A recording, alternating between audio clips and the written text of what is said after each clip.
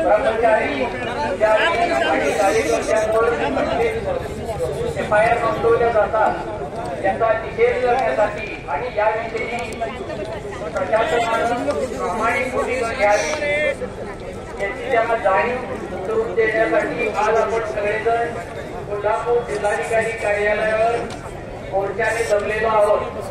या मोर्चासाठी फारच कमी वेळ मिळाल्यामुळं आम्हाला सर्वांच्या पर्यंत पोहोचता आलं नाही, तथापि या कमी वेळामध्ये माहिती करून मोठ्या संख्येने आपण जे उपस्थित झाला आहात त्यासाठी सकल दिगंबर जैन समाज शांती विद्या ज्ञान संवर्धन समिती तर्फे आम्ही आपले आभार मानतो आणि सनातन दिगंबर जैन धर्म की जय, सनातन दिगंबर जैन धर्म की जय। प्राणों से भी प्यारा है, प्राणों से भी प्यारा है।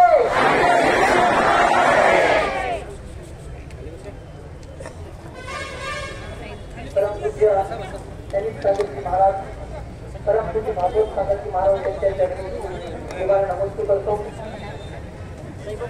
अनिता करुणावती माताजी यांना वंदन करतो। आदरणीय आपल्या सर्वांचे नेतृत्व करण्यासाठी या ठिकाणी आपल्या सर्वांचे आदरस्थान असलेले नांदी मठाचे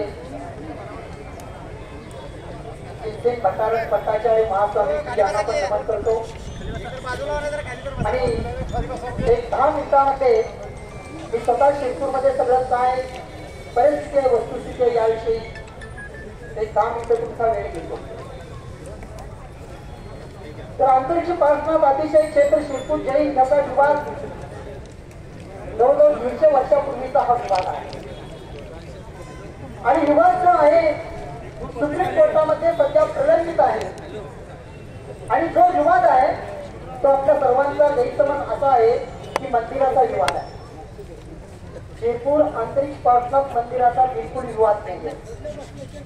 या अंतरिक्ष पासनात मंदिरामध्ये एकूण 42 मूर्ती दिगंबर जैनांच्या आहेत आणि हजारो वर्षापासून ही मूर्ती हे मंदिर जे आहे हे भगवानजी जे आहे हे 3000 वर्षापूर्वीची ही मूर्ती आहे। इतिहासामध्ये वर्णन मिळतं की ज्यावेळी मोगलांच्या द्वारे आक्रमणाचा प्रयत्न या मूर्तीवर झाला होता त्यावेळी छत्रपती शिवाजी महाराज यांनी आपला आजोळ सिंदखेड राजा या ठिकाणून जाधव परिवाराचे सैनिक सुद्धा त्या ठिकाणी या मंदिराच्या रक्षणासाठी पाठवलेलं होतं। छत्रपती शिवाजी महाराजांनी रक्षण केलेलं मंदिर तोपर्यंत त्या ठिकाणी कोणता विवाद नव्हता। 1859 पासून हा विवाद सुरू झाला। व्यापाराच्या निमित्ताने जी लोक श्वेतांबरी लोक गुजराती लोक त्या परिसरात फिरू लागली आणि हळूहळू त्या मंदिरामध्ये प्रवेश करू लागले आणि म्हणू लागले आम्ही पण जैन आहोत, तुम्ही पण जैन आहे, आम्ही पण जैन थोडस तुमच्याबरोबर येतो आणि पूजा करतो आणि आमच्या लोकांनी थोडस अवघडे दाखवलं, त्या अवघड्याचा गैरफायदा घेऊन या मंदिरावर अतिक्रमण करण्याचा प्रयत्न केला। आज ही 42 मूर्त्या ज्या आहेत त्या 42 मूर्त्यांचं विधिवत पूजन पंचामृत अभिषेकासह त्या ठिकाणी दिगंबर जैन परंपरेप्रमाणेच होत। फक्त जो विवाद आहे सुप्रीम कोर्टामध्ये तो केवळ आणि केवळ एक अंतरिक्ष पासनात भगवान या मूर्तीपुरतं विवाद प्रलंबित आहे आणि त्या मूर्ती संदर्भातचा निर्णय 1905 ला प्रिव्ही काउन्सिल समोर झालेला होता। 3 तासाचा 3 तास दिगंबर 3 तास श्वेतांबर यांनी पूजन करा असा त्यावेळचा निर्णय आणि आमच्या सुप्रीम कोर्टाने जवळजवळ 30 वर्षानंतर सांगितलं, 30 वर्षे केस झाली, 30 वर्षानंतर सांगितलं की 1905 प्रमाणे तुम्ही 3 तास करा।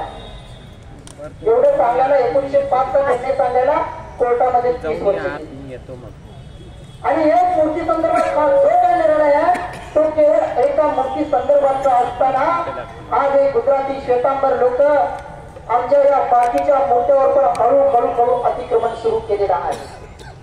आता एक महाराजजी भटरथजी त्या ठिकाणी अजून एक अतिप्राचीन, या मंदिरापेक्षा अतिप्राचीन पवळी दिगंबर जैन मंदिर आहे. आणि ते पवळी दिगंबर जैन मंदिर हजारो वर्षापासून दिगंबरांचं आहे. आज पण त्या ठिकाणी दिगंबर परंपरेने पूजा होत्या. मूर्त्या सगळ्या दिगंबर आहेत, एक ही मूर्ती त्यांची नाही. आणि आता त्यांनी नागपूर हायकोर्टामध्ये दावा दाखल केला आहे की ही पण हे पवळी दिगंबर जैन मंदिर पण आमचं आहे आणि दिगंबर जैनांना सांगावं त्यांच्या मूर्त्या काढून घेऊन ही मंदिर मोकळं करून आम्हाला द्यावं, अशा पद्धतीचा होता नागपूर हायकोर्टामध्ये एक दावा प्रलंबित झालेला आहे. म्हणजे हळूहळू त्या ठिकाणी आता एक पद्मावती मूर्ती संदर्भाचा अकोला जिल्हा कोर्टाचा, त्यावेळी अकोला जिल्हा होतं त्या ठिकाणी, त्यावेळेचा निर्णय आहे की पद्मावतीची पूजा, पद्मावतीचा आरास वगैरे करण्याचा अधिकार केवळ दिगंबर जैनांना आहे, श्वेतांबर जैनांना हा अधिकार नाही, असा कोर्टाचा निर्णय. आता असताना त्या ठिकाणी त्या पद्मावतीवर अतिक्रमणाचा करण्याचा प्रयत्न होऊ लागला. त्यानंतर एक क्षेत्रपालजीची प्रतिमा आहे, ती क्षेत्रपालजीच्या प्रतिमावर बातमीनं पण शेतूर कधी भगवंतांच्यावर त्या मूर्तीवर ओढतात का हो? हा पूजा एका अभिनय आहे. बातमीनं शेतूर ओढलं जातं, 25-25 किलो फुलानं त्याला मोजवलं जातं, त्याच्यावर चांदीचा वर्ग लावला जातो. आणि हा कोणताही अधिकार त्या क्षेत्रपालजीला पोचण्याचा अधिकार त्या गुजराती श्वेतांबऱ्यांना नाहीच आहे.